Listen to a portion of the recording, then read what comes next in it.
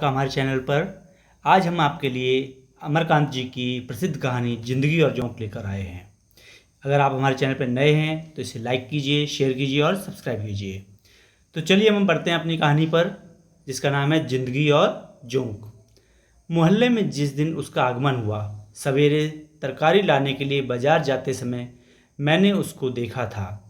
विश्वनाथ बाबू के घर के सामने सड़क की दूसरी ओर स्थित खंडर में नीम के पेड़ के नीचे एक दुबला पतला काला आदमी गंदी लुंगी में लिपटा चित पड़ा था, जैसे रात में आसमान से टपक कर बेहोश हो गया हो, अथवा दक्षिण भारत का भूला भटका साधु निश्चित स्थान पाकर चुपचाप नाक से हवा खींचकर प्राणायाम कर रहा हो। फिर मैंने शायद एक दो बार और भी उसको कठपुतले की भांति डोल डोल कर सड़क को पार करते हुए या मोहल्ले के एक दो मकान के सामने चक्कर लगाते या बैठकर हाँफते हुए देखा। इसके अलावा मैं उसके बारे में उस समय तक कुछ नहीं जानता था। रात के लगभग 10 बजे खाने के बाद बाहर आकर लेटा था। चैत का महीना, हवा तेज चल रही थी। चारों ओर धूप अंधियारा प्रारंभिक झपकियां ले रहा था कि मानो मारो मारो हल्ला सुनकर चौंक पड़ा। यह शोरगुल बढ़ता गया। मैं तत्काल उठ बैठा। शायद आवाज़ शिवनाथ बाबू के मकान की ओर से आ रही थी। जल्दी से पांव चप्पल में डाल उधर को चल पड़ा। मेरा अनुमान ठीक था। शिवनाथ बाबू के मकान के सामने ही भीड़ लगी थी। मोहल्ले के दूसरे लोग भी शोरगुल सुनकर अपने घरों से भागे चले आ रहे थे। मैंने भीतर घुसकर देखा और कुछ चकित रह गया। खंडर का वही भिखमंगा था। शिवनाथ बाबू का लड़का रघुवीर उस भिखमंगे की दोनों बाहों को पीछे से पकड़े हुए था और दो तीन व्यक्ति आंख मूंद तथा उछल कूद कर बेतहाशा पीट रहे थे। शिवनाथ बाबू तथा अन्य लोग उसे भयजन्य क्रोध से आंखें फाड़ फाड़ कर घूर रहे थे। भिखमंगा नाटा था, गाल पिचके हुए, आंखें धसी हुई और छाती की हड्डियां साफ बांस की खपचियों की तरह दिखाई दे रही थीं। पेट नांद की तरह फूला हुआ। मार पड़ने पर वह बेतहाशा चिल्ला रहा था, मैं बरई हूँ, बरई हूँ। साला छटा हुआ चोर है साहब। शिवनाथ बाबू मेरे पास सरक आए थे। पर यह हमारा आपका दोष है कि आदमी नहीं पहचानते। गरीबों को देखकर हमारा आपका दिल पसीज जाता है और मौका बेमौका खुद्दी चुन्नी साग सत्तू दे ही दिया जाता है। आपने तो इसको देखा ही होगा। मालूम होता था महीनों से खाना नहीं मिला है, पर कौन जानता था कि साला ऐसा निकलेगा, हरामी का पिल्ला। फिर भिखमंगे की ओर मुड़कर गरज पड़े, बता साले, साड़ी कहाँ रखी है? नहीं वह मार पड़ेगी कि नानी याद आ जाएगी। उनका गला जोर से चिल्लाने के कारण किंचित बैठ गया था, इसलिए संभवतः थक कर वह चुप हो गए। पीटने वालों ने भी इस समय पीटना बंद कर दिया था, लेकिन शिवनाथ बाबू के वक्तव्य से रामजी मिश्र का सोहदा पहलवान लड़का शंभू अत्यधिक प्रभावित मालूम पड़ा। वह अभी अभी आया था और शिवनाथ बाबू का बयान समाप्त होते ही आव देखा न ताव भीड़ में से आगे लपक जूता हाथ में ले गंदी गालियां देते हुए भिखमंगे को पीटना शुरू कर दिया। 1-1.5 हफ्ते से मोहल्ले में आया हुआ है। शिवनाथ बाबू जैसे निश्चिंत होकर फिर बोले, लालची कुत्तों की तरह इधर उधर घूमा करता था, सो हमारे घर में दया आ गई। एक रोज उसे बुलाकर उन्होंने कटोरे में दाल भात तरकारी खाने को दे दी। बस क्या था, परच गया, रोज आने लगा। खैर कोई बात नहीं थी। आपकी दया से ऐसे 2-3 भर भिखमंगे रोज ही खाकर दुआ दे जाते हैं। ये घर में आने लगा तो मौका पड़ने पर एक आध काम भी कर देता था। अब यह किसको पता था कि आज यह घर से नई साड़ी चुरा लेगा। आपको ठीक से पता है कि साड़ी इसी ने चुराई है। मेरे इस प्रश्न से वे बिगड़ गए। बोले, आप भी खूब बात करते हैं। यही पता लग गया तो चोर कैसा? मैं तो खूब जानता हूँ कि ये सब चोरी का माल होशियारी से छिपा देते हैं और जब तक इनकी बड़ी पिटाई ना की जाए कुछ नहीं बताते। अब यही समझिएगा कि करीब 9 बजे साड़ी गायब हुई। जमुना का कहना है कि उसी समय उसने इसको किसी सामान के साथ घर से निकलते हुए देखा। फिर मैं यह पूछता हूँ कि ये आज 10 वर्ष से मेरे घर का दरवाज़ा इसी तरह से खुला रहता है, लेकिन कभी चोरी नहीं हुई। आज ही कौन सी नई बात हो गई कि वह आया नहीं और मोहल्ले में चोरी बदमाशी शुरू हो गई। अरे, मैं इन सालों को खूब जानता हूँ। वह भिखमंगा अब भी तेज मार पड़ने पर चिल्ला उठता, मैं बरई हूँ, बरई हूँ, बरई हूँ। स्पष्ट था कि इतने लोगों को देखकर वह काफ़ी भयभीत हो गया था और अपने समर्थन में कुछ न पाकर बेतहाशा अपनी जाति का नाम ले रहा था, जैसे हर जाति के लोग चोर हो सकते हैं लेकिन बरई कतई नहीं हो सकते। नए लोग अब भी आ रहे थे। वे क्रोध और उत्तेजना में आकर उसे पीटते और फिर भीड़ में मिल जाते, और जब लगातार मार पड़ने पर भी उसने कुछ नहीं बताया तो लोग खामखा थक गए। कुछ लोग वहाँ से सरकने भी लगे। किसी ने उसे पेड़ से बांधने और किसी ने पुलिस के सुपुर्द करने की सलाह दी। मैं भी कुछ ऐसी सलाह देकर खिसकना चाहता था कि शिवनाथ बाबू का मंझला लड़का योगेंद्र दौड़ते हुए आया और अपने पिताजी को अलग ले जाते हुए फुस फुस कुछ बातें की। कुछ देर बाद शिवनाथ बाबू वापस आए तो उनके चेहरे पर हवाइयाँ सी उड़ रही थीं। एक दो क्षण इधर उधर तथा मेरी ओर बेचारी की तरह देखने के बाद वह बोले, अच्छा, इस बार छोड़ देते हैं, साला काफ़ी पा चुका है, आइंदा ऐसा करते चेतेगा। लोग शिवनाथ बाबू को बुरा भला कहकर रास्ता नापने लगे। मैंने उनकी ओर मुस्कुराकर देखा तो मेरे पास आकर झेंपते हुए बोले, इस बार तो साड़ी घर में ही मिल गई, पर कोई बात नहीं। चोर चाई तो रात रात भर मार खाते हैं और कुछ भी नहीं बताते। फिर बाईं आंख को खूब बी से दबाते हुए दांत खोलकर हंस पड़े। चलिए साहब, नीच और नींबू को दबाने से ही रस निकलता है। कभी कभी आश्चर्य होता है कि उस दिन की पिटाई के बाद भी खंडर का वह भिखमंगा मोहल्ले में टिके रहने की हिम्मत कैसे कर सका।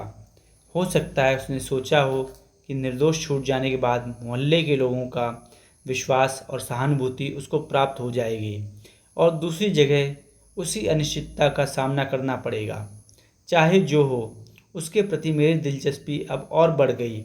मैं उसको खंडर में बैठकर कुछ खाते या चुपचाप सोते या मोहल्ले से डगडग सरकते हुए देखता।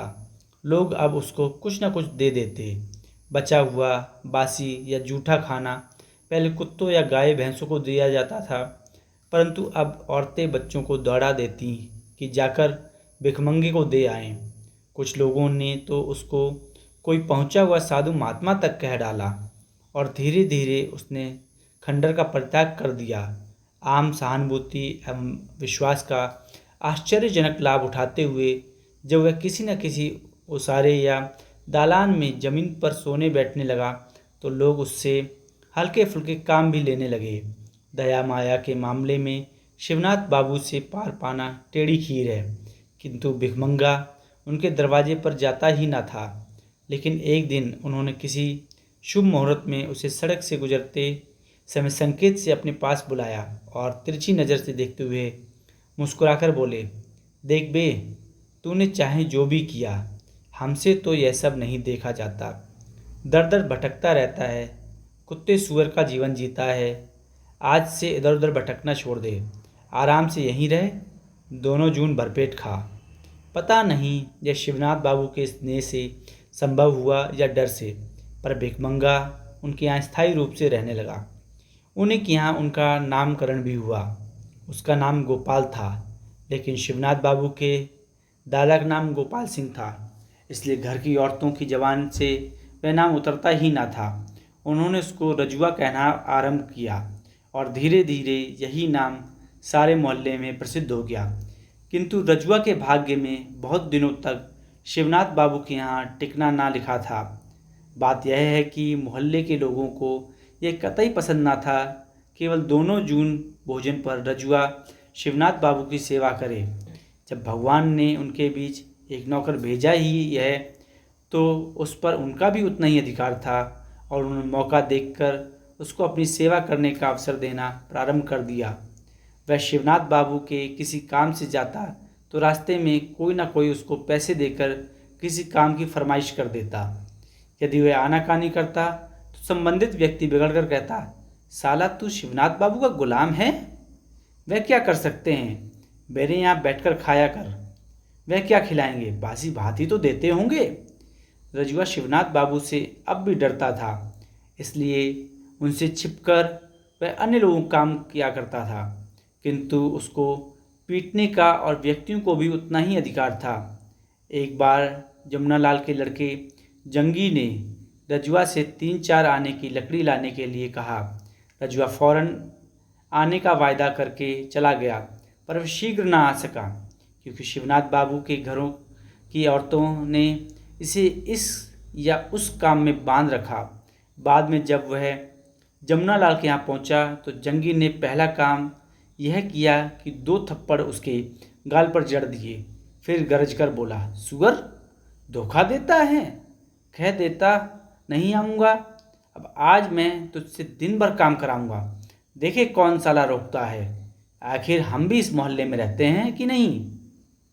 और सचमुच जंगी ने उससे दिन भर काम लिया। शिवनाथ बाबू को सब पता लग गया, लेकिन उनकी उदार व्यवहारिक बुद्धि की प्रशंसा किए बिना नहीं रहा जाता, क्योंकि उन्होंने चूं तक नहीं की। ऐसे ही कई घटनाएं हुई, पर रजुआ पर किसी का स्थायी अधिकार निश्चित न हो सका। उसकी सेवाओं की उपयोग संबंधी खींचातानी से उसका समाजीकरण हो गया। मोहल्ले का कोई भी व्यक्ति उसे 2-4 रुपए देकर स्थायी रूप से नौकर रखने को तैयार न हुआ, क्योंकि वह इतना शक्तिशाली कतई न था कि 24 घंटे नौकर की महान जिम्मेदारियां संभाल सके। वह तेजी के साथ 25-50 गगरे पानी न भर सकता था, बाजार से दौड़कर भारी सामान सौदा न ला सकता था। अतएव लोग उससे छोटा मोटा काम ले लेते और इच्छानुसार उसे कुछ न कुछ दे देते। अब वह शिवनाथ बाबू के यहाँ टिकता और ना जमुनालाल के यहाँ, क्योंकि उसको कोई टिकने ही नहीं देता। इसको रजुआ ने भी समझ लिया और मोहल्ले के लोगों ने भी। वह अब किसी व्यक्ति विशेष का नहीं बल्कि सारे मोहल्ले का नौकर हो गया। रजुआ के लिए छोटे मोटे कामों की कमी न थी। किसी के यहाँ खा पी कर वह बाहर की चौकी या ज़मीन पर सो रहता और सवेरे उठता तो मोहल्ले के लोग उसका मुंह जोहते। नौकर चाकर किसी के यहाँ बहुत दिनों तक टिकते नहीं थे और वे भाग भाग कर रिक्शे चलाने लगते या किसी मिल या कारखाने में काम करने लगते। 2-4 व्यक्तियों के यहाँ ही नौकर थे। अन्य घरों में कहार पानी भर देता, लेकिन वह गगरों के हिसाब से पानी देता, और यदि एक गगरा भी अधिक दे देता तो उसका मेहनताना पाई पाई वसूल कर लेता। इस स्थिति में रजुआ का आगमन जैसे भगवान का वरदान था। लोग उससे छोटा बड़ा काम लेकर इच्छानुसार उसकी मजदूरी चुका देते। यदि उसने कोई छोटा काम किया तो उसे बासी रोटी या भात भुना हुआ चना या सत्तू दिया जाता और वह एक कोने में बैठकर चापुड़ चापुड़ खा फाँक लेता। अगर कोई बड़ा काम देता तो 1 जून का खाना मिल जाता, पर उसमें अनिवार्य रूप से एक आध चीज़ बासी रहती और कभी कभी तरकारी या दाल नदारत होती। कभी भात नमक मिल जाता जिसे वह पानी के साथ खा लेता, कभी कभी रोटी अचार, और कभी कभी तो सिर्फ तरकारी ही खाने या दाल पीने को मिलती।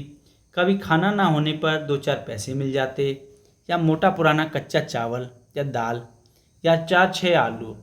कभी उधार भी चलता। वह काम कर देता और उसके एवज में फिर किसी दिन कुछ न कुछ पा जाता। इसी बीच वह मेरे घर भी आने लगा था, क्योंकि मेरी श्रीमती जी बुद्धि के मामले में किसी से पीछे ना थी। रजुआ आता और काम करके चला जाता। 1-2 बार मुझसे भी मुठभेड़ हुई, पर कुछ बोला नहीं। कोई छुट्टी का दिन था, मैं बाहर बैठा एक किताब पढ़ रहा था। इतने में रजुआ भीतर आया और कोने में बैठकर कुछ खाने लगा। मैंने घूमकर एक निगाह उस पर डाली। उसके हाथ में एक रोटी और थोड़ा सा अचार था और वह सुअर की भांति चापुड़ चापुड़ खा रहा था। बीच बीच में मैं मुस्कुरा पड़ता, जैसे कोई बड़ी मंजिल सर करके बैठा हो। मैं उसकी ओर देखता रहा और मुझे वह दिन याद आ गया जब चोरी की अभियोग में उसकी पिटाई हुई थी। जब वह खाकर उठा तो मैंने पूछा, क्यों रे रजुआ, तेरा घर कहाँ है? वह सकपका कर खड़ा हो गया, फिर मुंह टेढ़ा करके बोला, सरकार, रामपुर का रहने वाला हूँ। और उसने दांत निपोड़ दिए। गांव छोड़कर यहाँ क्यों चला आया? मैंने पुनः प्रश्न किया।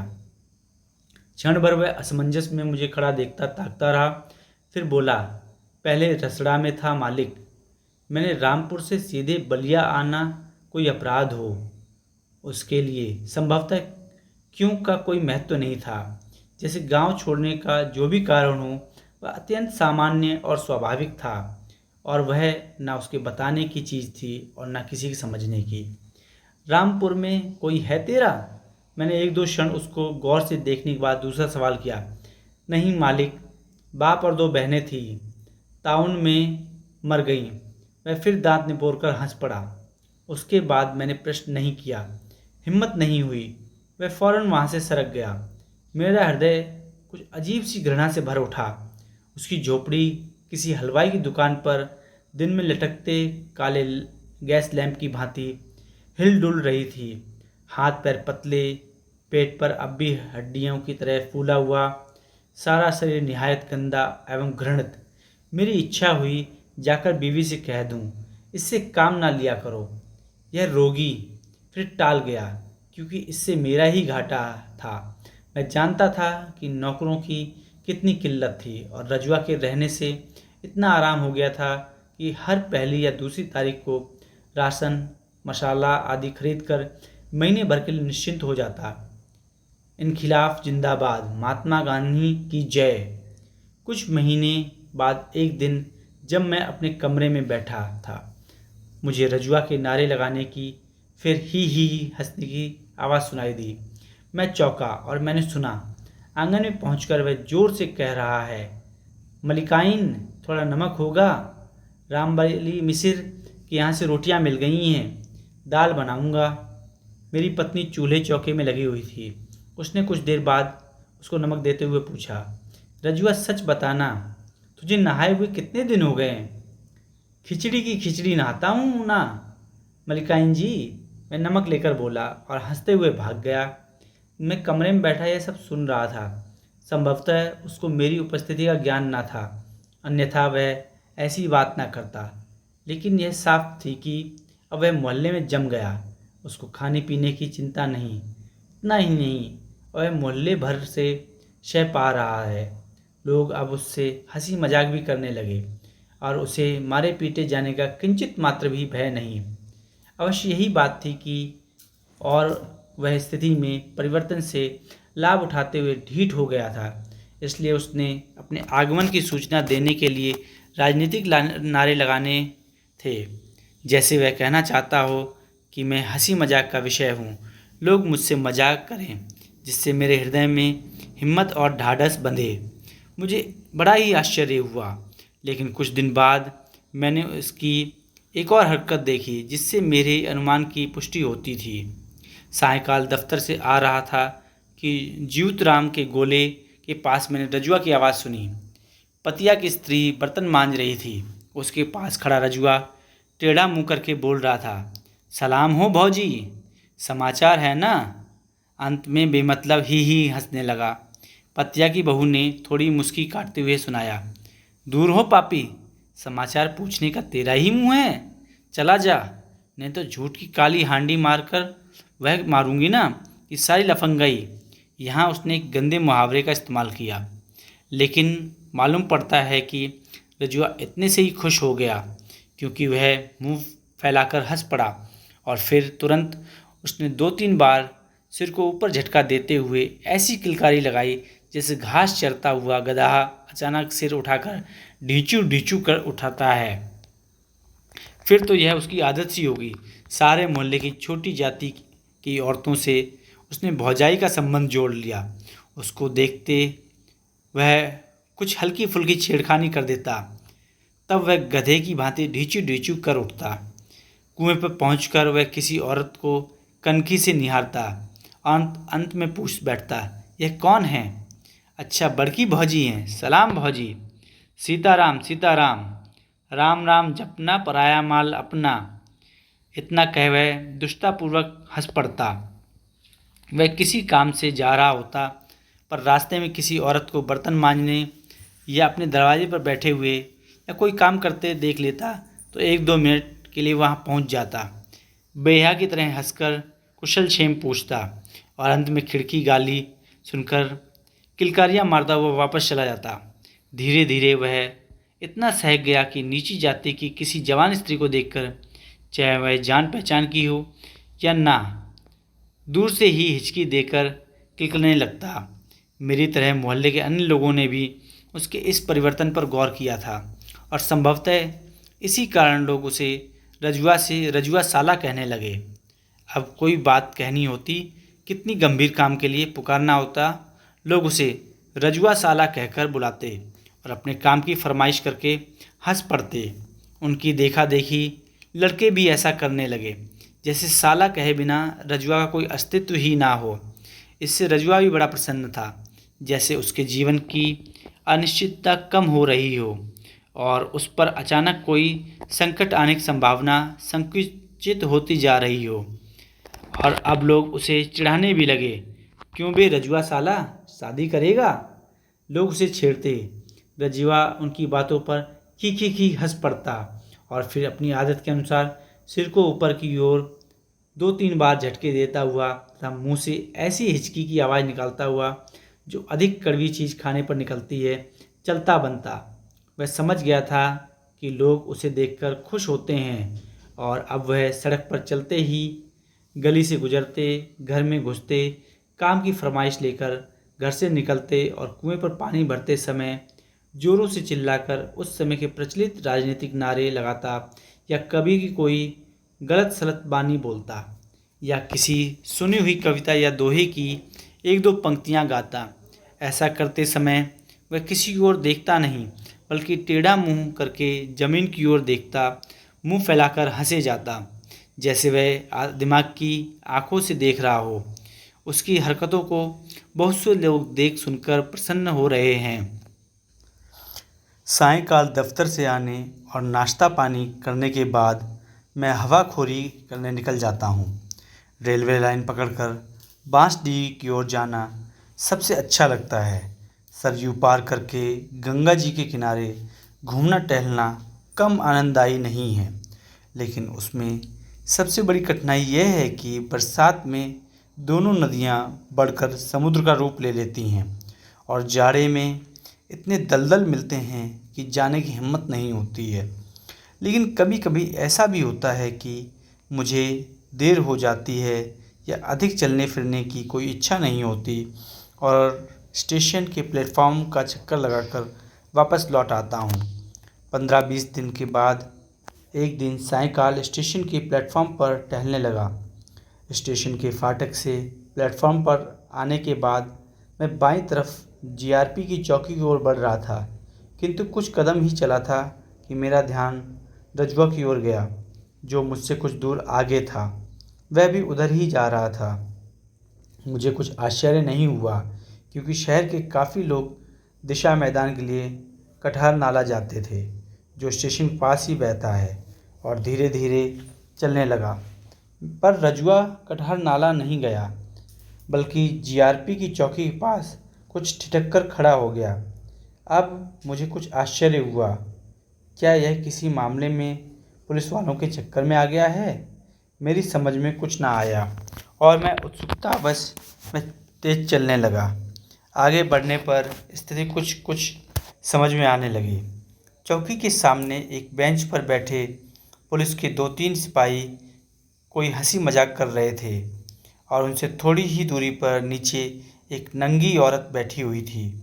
वह औरत कोई और नहीं, एक पगली थी, जो कई दिनों से शहर का चक्कर काट रही थी।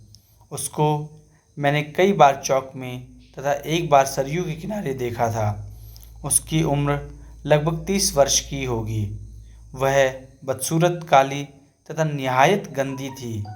वह जहाँ जाती कुछ लफंगे हा हू करते उसके पीछे हो जाते। वे उसको चिढ़ाते, उस पर ईंट फेंकते। वह तंग आकर चीखती चिल्लाती भागती तो लड़के उसके पीछे दौड़ते। रजुआ उस पगली के पास ही खड़ा था। वह कभी शंकित आंखों से पुलिस वालों को देखता, फिर मुंह फैलाकर हंस पड़ता और मुटर मुटर पगली को ताकने लगता, परंतु पुलिस वाले संभवतः उसकी ओर ध्यान ना दे रहे थे। मुझे बड़ी शर्म मालूम हुई, किंतु मैं इतना समीप पहुंच गया था कि अचानक घूमकर लौटना संभव ना हो सका। असली बात जानने की उत्सुकता भी थी। मैं शून्य की ओर देखता हुआ आगे बढ़ा, लेकिन लाख कोशिश करने पर भी दृष्टि उधर चली ही जाती। रजुआ शायद पुलिस वालों की लापरवाही का फ़ायदा उठाते हुए आगे बढ़ गया था और सिर नीचे झुकाकर अत्यंत ही प्रसन्न होकर हंसते हुए पुचकारती हुई आवाज़ में पूछ रहा था, क्या है पागल राम, भात खाओगी? इतने में पुलिस वालों में से एक ने कड़क कर प्रश्न किया, कौन है बे साला, चलता बन, नहीं तो मारते मारते भूसा बना दूंगा। रजुआ वहाँ से थोड़ा हट गया और हंसते हुए बोला, मालिक मैं रजुआ, भाग जा साले, गिद्ध की तरह मालूम ना कहाँ से आ जाता है। संभवतः दूसरे सिपाही ने कहा और फिर वे सभी ठाका मारकर हंस पड़े। मैं अब काफ़ी आगे निकल गया था और इससे अधिक मुझे कुछ ना सुनाई पड़ा। मैं जल्दी जल्दी प्लेटफार्म से बाहर निकल गया, किंतु मामला यहीं समाप्त नहीं हो गया। घर आकर मैंने आंगन में चारपाई डाली। बड़ी मुश्किल से आधा घंटा आराम किया होगा कि मेरी पत्नी भागती हुई आई और कुछ मुस्कुराती हुई तेज़ी से बोली, अरे ज़रा जल्दी से बाहर आइए तो एक तमाशा दिखाती हूँ, हमारी कसम, ज़रा जल्दी उठिए। मैं अनिच्छापूर्वक उठा और बाहर आकर जो दृश्य देखा उससे मेरे हृदय में एक साथ आश्चर्य एवं घृणा के ऐसे भाव उठे जिन्हें मैं व्यक्त नहीं कर सकता।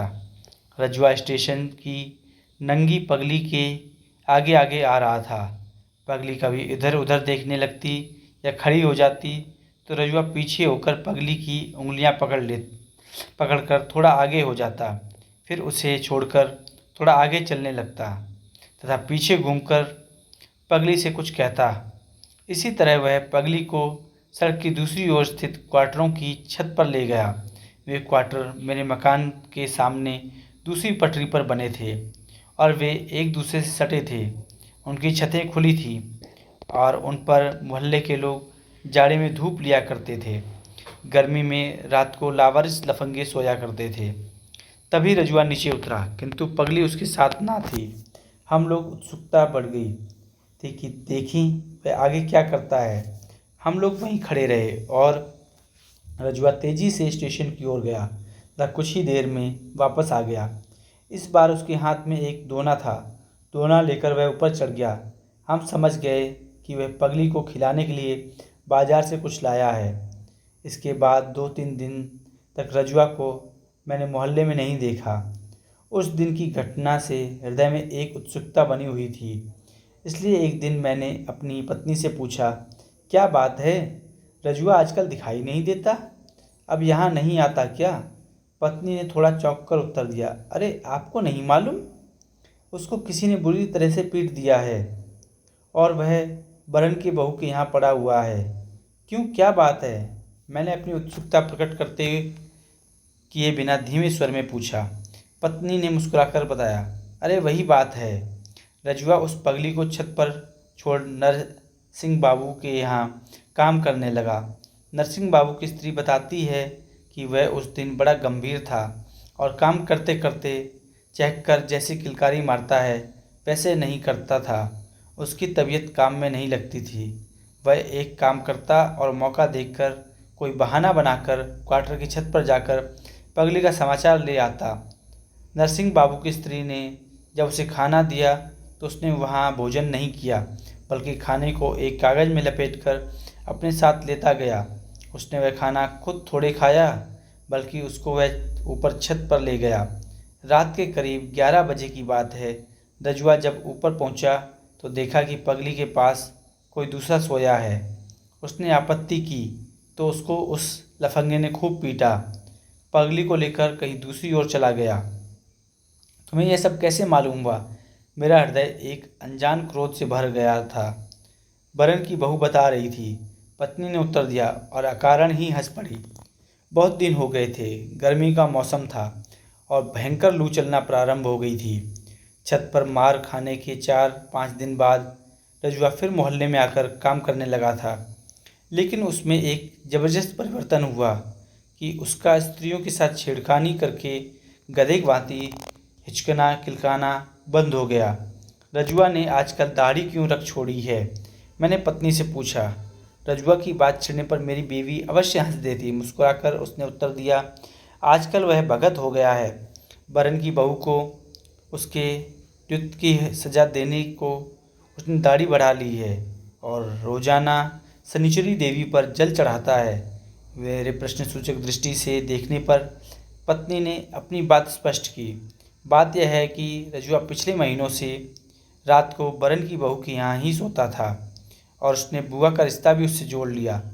रजुआ 2-4 आने में जो कुछ कमाता है वह अपनी बुआ के यहाँ जमा करता जाता। वह बताता कि इस तरह करते करते 10 रुपये इकट्ठा हो गए हैं। एक बार उसने बरन की बहू से अपने रुपए मांगे तो इनकार कर गई। उसके पास रजुआ की एक पाई भी नहीं। रजुआ के दिल को इतनी चोट लगी उसने दाढ़ी रख ली। वह कहता है कि जब तक बरन की बहू को कोड़ ना फूटेगा वह दाढ़ी ना मुड़ाएगा। इसी काम के लिए वह शनिचरी देवी पर रोज़ जल चढ़ाता है। शनिचरी देवी का जहाँ तक संबंध है, मुझे अब ख्याल आया, शनिचरी अपने ज़माने की एक प्रचंड डोमिन थी। ताड़का की तरह लंबी तगड़ी, लड़ने झगड़ने में उस्ताद।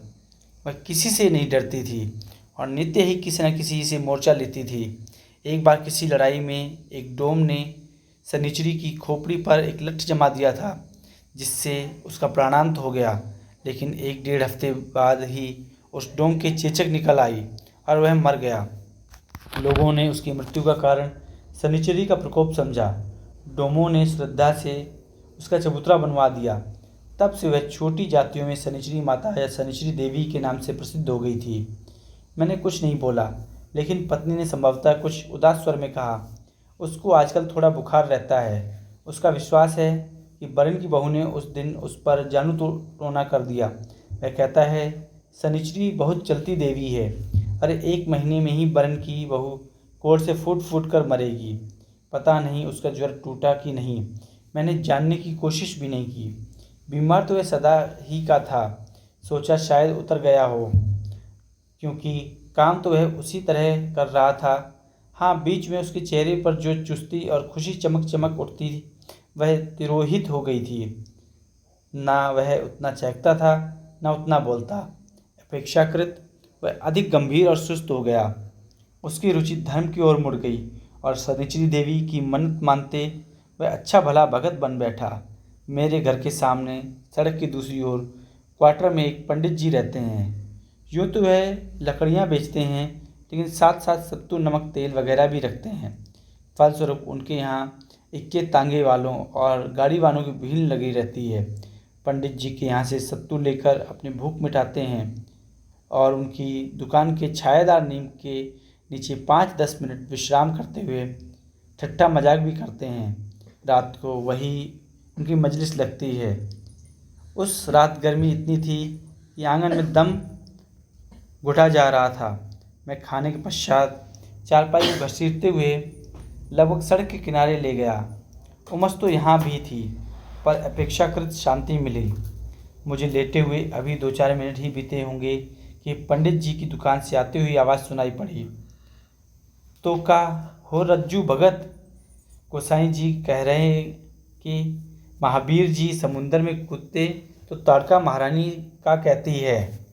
सुनो सुनो, प्रश्नकर्ता की बात में उत्तर में रजुआ तत्काल जोश में ऐसे बोला जैसे आशंका हो कि यदि वह देर कर देगा तो कोई दूसरा ही बता देगा।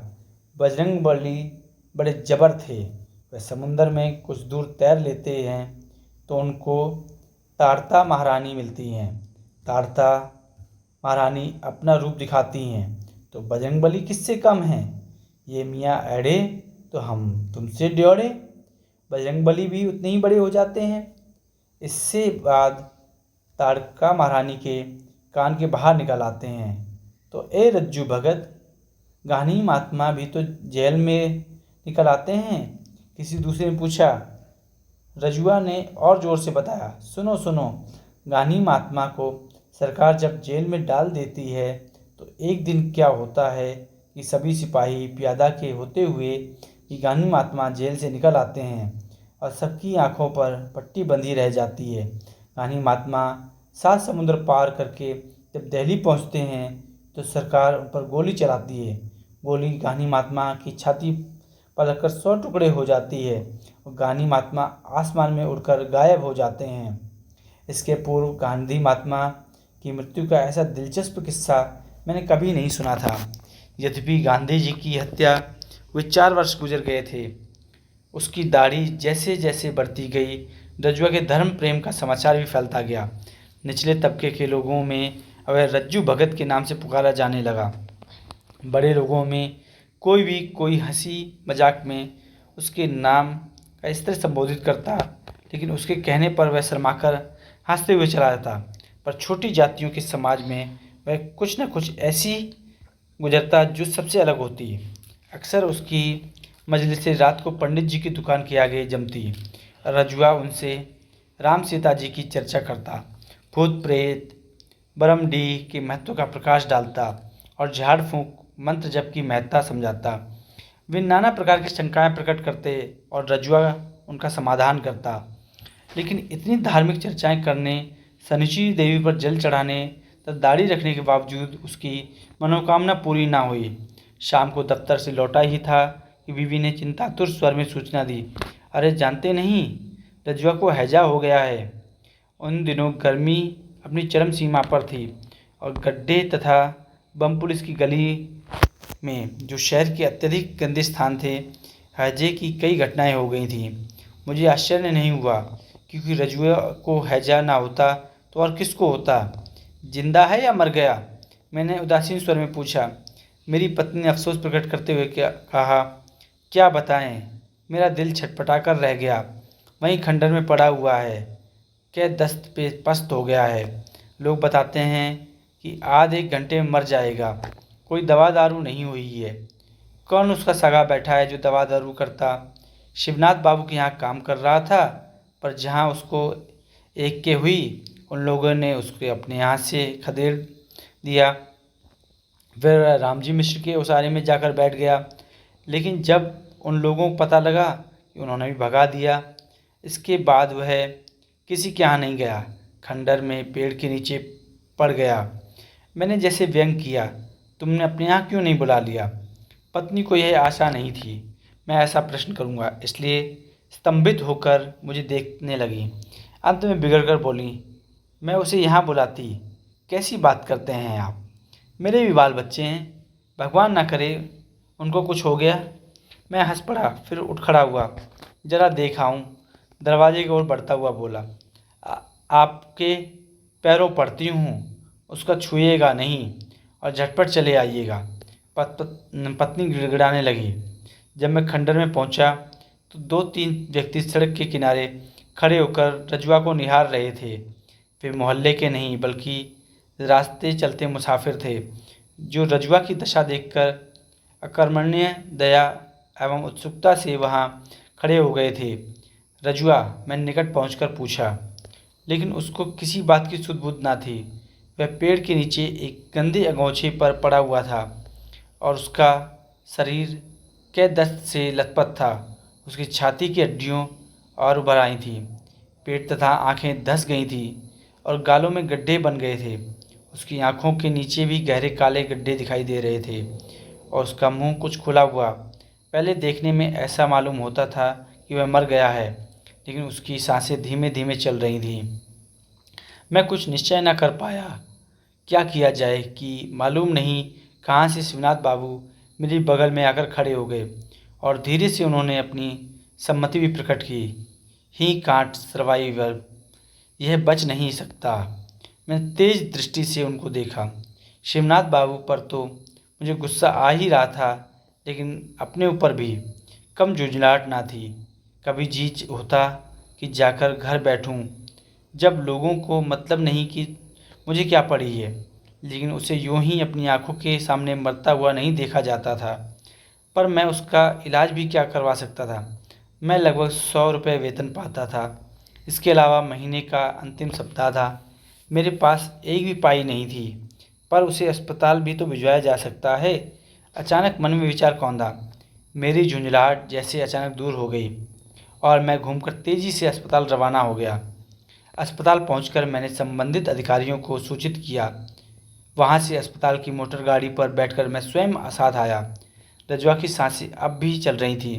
अस्पताल के 2 मेहतरों ने जो साथ आए थे उसको खींचकर गाड़ी पर लाद दिया। जब गाड़ी चली तो मैंने संतोष की सांस ली, जिससे मेरे सिर पर कोई बड़ा बोझ हट गया हो। सबकी यही राय थी कि रजुआ बच नहीं सकता, परंतु वह मरा नहीं। यदि अस्पताल पहुंचने में थोड़ा भी विलंब हो गया होता तो बेशक काल के गाल से उसकी रक्षा नहीं हो पाती। अस्पताल में वह 4-5 दिन रहा, फिर वहाँ से बर्खास्त कर दिया गया। किंतु उसकी हालत बेहद ख़राब थी। वह एकदम दुबला पतला हो गया था, मुश्किल से चल पाता और जब बोलता तो हाँफने लगता। ना मालूम वह अस्पताल से सीधे मेरे घर ही आया। यद्यपि मेरी पत्नी को उसका आना बहुत बुरा लगा, लेकिन मैंने उससे कह दिया कि 2-4 दिन उसे पड़ा रहने दो, फिर वह अपने आप ही इधर उधर आने जाने का काम करने लगेगा। वह 4-5 दिन रहा, खाने को कुछ न कुछ पा ही जाता। वह कोई न कोई काम करने की कोशिश करता, पर उससे होता नहीं। किसी को घर में बैठकर मुफ्त खिलाना मेरी श्रीमती जी को बहुत बुरा लगता, परंतु इससे बड़ा भय उनको यह था कि उसके घर में रहने से किसी को हैजा ना हो जाए। और एक दिन घर आने पर रजुआ नहीं दिखाई पड़ा।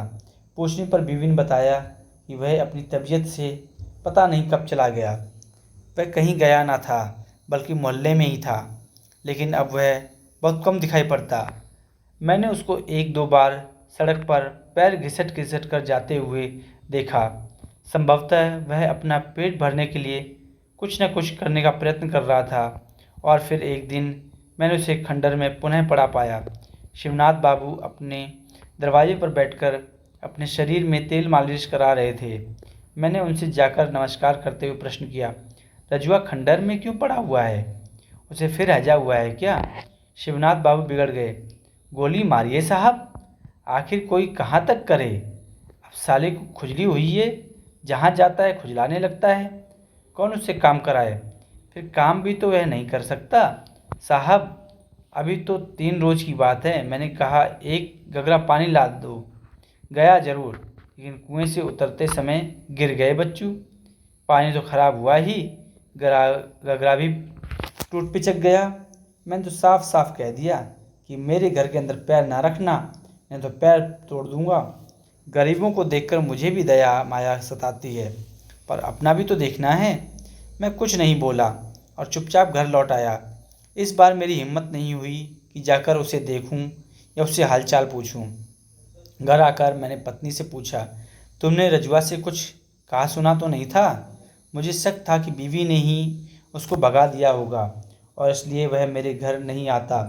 मेरी बात सुनकर श्रीमती जी अचक कर मुझे देखने लगी, फिर तिनक कर बोली, क्या करती? रोगी को पालती? कोई मेरा भाई बंधु तो नहीं? मैं क्या कहता। रजुआ को भयंकर खुजली हो गई थी, लेकिन उसने मोहल्ला नहीं छोड़ा। वह अक्सर खंडर में बैठकर अपने शरीर को खुजलाता रहता, खाने की आशा में इधर उधर चक्कर भी लगाता। कभी कभी वह मेरे घर के सामने लकड़ी वाले पंडित के यहाँ आता और पंडित जी थोड़ा सत्तू दे देते। मैंने भी 1-2 बार अपने लड़के के यहाँ खाना भिजवाया। इस तरह उसके पेट का पालन होता रहा। उसका चेहरा भयंकर हो गया था, एकदम पीला, और हाथ पैर जली हुई रस्सी की तरह ऐंठे हुए। वह बाहर कम ही निकलता, और जब निकलता तो उसको देखकर एक अजीब दहशत सी लगती, जैसे कोई नर कंकाल चल रहा हो। आषाढ़ चढ़ गया और बरसात का पहला महीना। शनिवार का दिन, सवेरे लगभग 8 बजे मैं दफ्तर का काम लेकर बैठा था, लेकिन तबीयत नहीं लगी। बाहर नाली में वर्षा का पानी पूरे वेग से दौड़ रहा था और शरीर पर पुरवाई की झोंके आ लगते, जिससे मैं एक मधुर सुस्ती का अनुभव कर रहा था। मैंने कलम मेज पर रख दी और कुर्सी पर सिर टेक कर ऊँगने लगा। यदि एक आहट ने चौंका ना दिया होता तो मैं भी सो जाता। मैंने आंखें खोलकर बाहर झांका। बाहर ओसारे में खड़ा एक 13-14 वर्ष का लड़का कमरे में झांक रहा था। लड़के के शरीर पर एक गंदी धोती थी और चेहरा मैला था। मुझे संदेह हुआ कि वह कोई चोर चाई है, इसलिए मैंने डपट कर पूछा, कौन है रे? क्या चाहता है? लड़का दुबक कर कमरे में घुस गया और निधड़क बोला, सरकार, रजुआ मर गया, उसी के लिए आया हूँ। मैंने आश्चर्य से मुंह बाकर एक ही साथ उससे कई प्रश्न किए। लड़के ने फिर हंसते हुए कहा, हाँ सरकार, मर गया। मालिक, इस कारण पर उसके गांव एक चिट्ठी लिख दीजिए। मैंने इसके आगे रजुआ के संबंध में कुछ ना पूछा। मैं अचानक डर गया कि यदि मैंने मामले में अधिक दिलचस्पी दिखाई तो हो सकता है कि मुझे उसकी लाश फूंकने का प्रबंध भी करना पड़े। लड़के के हाथ में एक पोस्ट कार्ड था, जिसको लेते हुए मैंने सवाल किया, इस पर क्या लिखना होगा? उसके गांव का क्या पता है? मालिक, रामपुर के भजन राम बरई के यहाँ लिखना है। लिख दीजिए कि गोपाल मर गया। लड़के की आवाज़ कुछ ढीठ हो गई थी। गोपाल? जी, वहाँ तो इसका यही नाम है। मैंने पोस्ट कार्ड पर तेज़ी से मजमून का पता लिखा और पत्र को लड़के के हवाले कर दिया। मैं लड़के से पूछना चाहता था कि तू कौन है, रजुआ कहाँ मरा, उसकी लाश कहाँ है, परंतु मैं कुछ नहीं पूछ सका, जैसे मुझे काट मार गया हो। सच कहता हूँ, रजुआ की मृत्यु का समाचार सुनकर मेरे हृदय को अपूर्व शांति मिली, जैसे दिमाग पर पड़ा हुआ बहुत बड़ा बोझ हट गया हो। उसको देखकर मुझे सदा घृणा होती थी और कभी कभी सोचकर कष्ट होता था, इस व्यक्ति ने सदा ऐसे प्रयास किए जिससे इसको भीख ना मांगनी पड़े, और उसको भीख मांगनी भी पड़ी है तो इसमें उसका दोष कतई नहीं रहा। मैंने उसकी दशा देखकर कई बार क्रोधवश सोचा कि यह कमबख्त एक ही मोहल्ले में क्यों चिपका हुआ है, घूम घूम कर शहर में भीख क्यों नहीं मांगता। मुझे कभी कभी लगता कि वह किसी का मोहताज ना होना चाहता था, और इसके लिए उसने कोशिश भी की, जिसमें वह असफल रहा। चूँकि वह मरना ना चाहता था, इसलिए जोंक की तरह ज़िंदगी से चिपटा रहा, लेकिन लगता है ज़िंदगी स्वयं जोंक सरखी उससे चिपटी रही। धीरे धीरे उसके रक्त की अंतिम बूंद तक पी गई। रजुआ को मरे 3-4 दिन हो गए। सारे मोहल्ले में यह समाचार उसी दिन फैल गया। मोहल्ले वालों ने अफसोस प्रकट किया और शिवनाथ बाबू ने तो यहाँ तक कह डाला, जो हो, आदमी वह ईमानदार था। रात के करीब 8 बजे थे। मैं अपने बाहरी ओसारे में बैठा था। आसमान में बादल छाए थे और सारा वातावरण इतना शांत था जैसे किसी षड्यंत्र में लीन हो। बगल की चौकी पर रखी धुंधली लालटेन कभी कभी चकमक उठती। उसके चारों ओर उड़ते पतंगे कभी कमीज के अंदर घुस जाते, जिससे तबीयत एक असहाय खींच से भर उठती। मैं भीतर जाने के उद्देश्य से उठा कि सामने एक छाया देखकर एकदम डर गया। रजुआ की शक्ल का नरकंकाल भीतर चला आ रहा था। सच कहता हूँ, यदि मैं भूत प्रेत में विश्वास करता तो चिल्ला उठता, भूत भूत। मैं आंखें फाड़ कर देख रहा था। नरकंकाल धीरे धीरे घिसटता बढ़ा आ रहा था। यह तो रजुआ ही था, ठठरी मात्र। क्या वह जिंदा है? वह मेरे निकट आ गया, संभवतः मेरी परेशानी भांपकर बोला, सरकार, मैं मरा नहीं हूँ, जिंदा हूँ। अंत में वह सूखे होंठों से हंसने लगा। तब वह लड़का क्यों आया था? मैंने गंभीरतापूर्वक प्रश्न किया। उसने पहले दांत निपोड़ दिए, फिर बोला, सरकार, वह गुदड़ी बाजार के बचन राम का लड़का है। मैंने ही उसको भेजा था। बात यह हुई सरकार कि मेरे सिर पर एक कौवा बैठ गया था। हुजूर, कौवे का सिर पर बैठना बहुत अनशुभ माना जाता है, उससे मौत आ जाती है। फिर गांव पर चिट्ठी लिखने का क्या मतलब?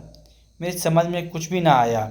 उसने समझाया, सरकार, यह मौत वाली बात किसी सगे संबंधी के यहाँ लिख देने से मौत टल जाती है। भजन राम बरई मेरे चाचा होते हैं। मालिक, एक और कारण है, इस पर लिख दें सरकार कि गोपाल जिंदा है, मरा नहीं। मैंने पूछना चाहा कि तू क्यों नहीं आया, लड़के को क्यों भेज दिया, लेकिन यह सब व्यर्थ था। संभवतः उसने सोचा हो कि उसका मतलब कोई ना समझे और लोग बात को मजाक में समझकर कहीं दुरदुरा ना दें। मैंने पोस्ट कार्ड लेकर उस पर उसकी इच्छा अनुसार लिख दिया। पोस्ट कार्ड लौटाते समय मैंने उसके चेहरे को गौर से देखा। उसके मुख पर मौत की भीषण छाया नाच रही थी और वह जिंदगी से जोंक की तरह चिमटा था। लेकिन जोंक वह था या जिंदगी? वह जिंदगी का खून चूस रहा था या जिंदगी उसका? मैं तय न कर पाया। तो दोस्तों, आपको हमारी ये कहानी कैसी लगी, आप हमें कमेंट करके बताएं और ऐसी ही अच्छी अच्छी कहानियाँ सुनने के लिए हमारे चैनल से जुड़े रहें।